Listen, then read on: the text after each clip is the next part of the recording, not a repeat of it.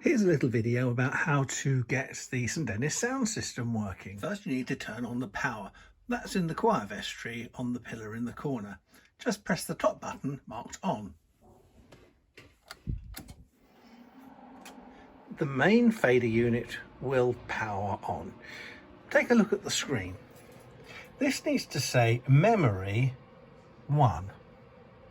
Now if it's not on there, somebody's left it accidentally, say on the home setting or somewhere else, you press this button here that's marked memory 1. As soon as you press that, it goes to that screen. If you press the memory button twice, it goes to the sub pages of the memory function.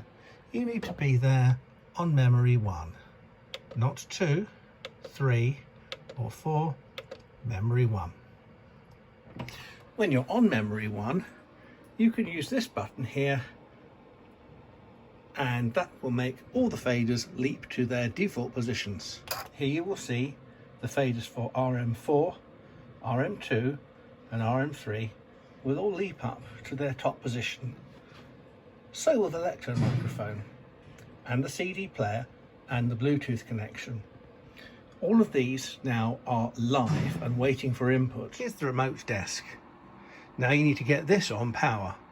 You can move that to the front pew where the streaming is, or the back pew where the sound technician sits. Let's move it to the sound technician pew. Here we are in the sound technician's pew, and here are the cables. The one you need is this one. This is the power lead. It goes into the back here. There's only one hole. This device here is the Bluetooth connection that links this fader with the main desk. Just make sure that's plugged in. Here's the switch, power it on, and the screen will light up to say program 0. Sometimes this knob here gets knocked and it goes to a different number. Now I've cleared everything away, so you should only see program 0. Just turn that knob until it goes to 0. Here are all the faders. They're all numbered and labelled. So radio mic 2, radio mic 3 and radio mic 4. As soon as you move one of these faders, it controls the movement on the main board at the same time. So we'll move them all down to 0. Back at the main fader, the faders for radio mics 4, 2 and 3 should now be on 0, matching what's on the remote board. If it isn't, then there might be a problem. Check the blue light flashes when you move a fader. This indicates that the Bluetooth is sending data to the main unit. You should be able to hear or see the main faders moving up and down as you move these. So let's leave all these on 0. The lectern at the moment is on 0, but on the main board it's faded up. Here we're going to fade it up until the number says about 100.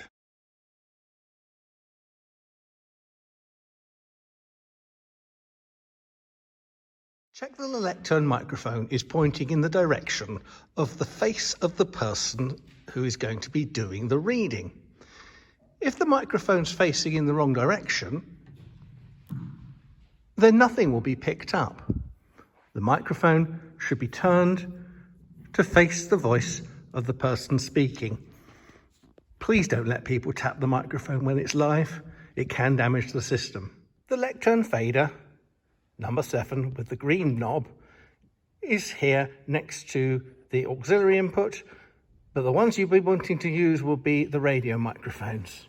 Normally we use radio microphone 3 for whoever is the celebrant, radio microphone 2 for the lay reader, and radio 4 for the curate. Doesn't really matter who gets what, as long as you know which radio pack you've given them. The values of the faders go from 0 to 127. The system's been levelled so that you go to about 100% or up to this line here on the system, and that gives a good speaking volume. If the microphone is low down on the speaker's chest, it's going to be quieter. So ask people to have the microphone quite high up, but not so high as it rubs on their chin. you can fade it up and fade it down as you need to. At the front of the church are two auxiliary microphones. The one on the left-hand side of the church is connected to channel 5 with the yellow microphone cable. The one on the right-hand side of the church is on channel 6. Although this has got a blue knob, the cable for that is actually black. Over here, the blue knob is the Bluetooth control. It needs to be about here on the fader. If you're using a Bluetooth device, you need to lock on to B06 plus. The same is true for the CD player. Leave it up 100%, and then when you play on the CD player in the vestry, the music will come over the system. If it's too loud, bring those faders down. The radio microphones are kept in the box in the cupboard. They should be in this silver box on this shelf here. Grab the box and put it out on a flat surface.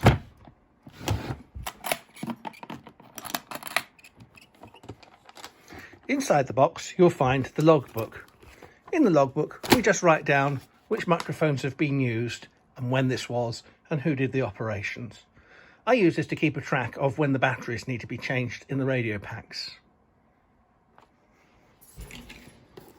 Each pack has its own pocket. This is radio microphone 3. Use that for every day.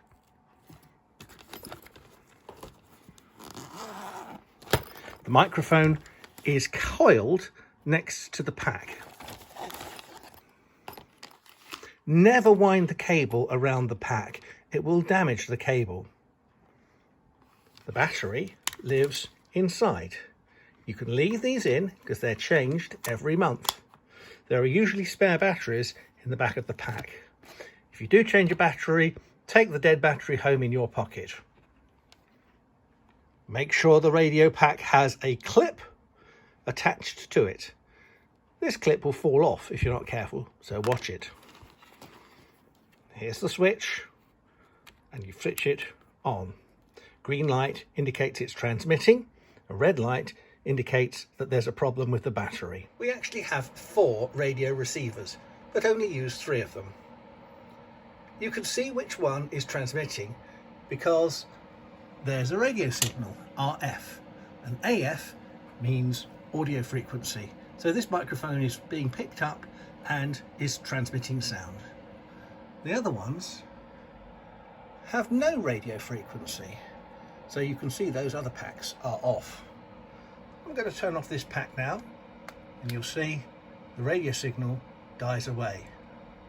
Turning the pack back on, and the radio frequency picks up again. Use the faders to control the sound during the service. Turn the microphone on so that you can hear whoever is leading speaking. When they start to sing, turn them off. Nobody wants to have them singing over the PA system. Remember to turn them back on again for the next part of speech. If nothing happens as you're moving the faders, it might be that you're on the wrong channel. Check that program is always on the right number and move it to program 0, St Dennis Church. Then as you move the fader, you'll see the value changing. When you're putting the microphones away, coil the cable loosely around your fingers in a loop. Pop each radio pack back in its own pocket. Each pack has its own label number, and that goes in its own pocket. Write down the packs that you used and the date and the time in the logbook. Before closing the case, make sure there's nothing in the hinge. The metal hinge can cut cables, so take care. 1, 2,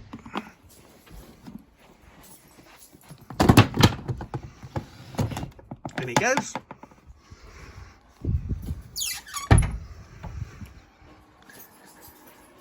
Check that all the faders are faded down. Don't touch the master volume, that's why that's taped down. Turn off the sound by pressing the off key. There you are, all done.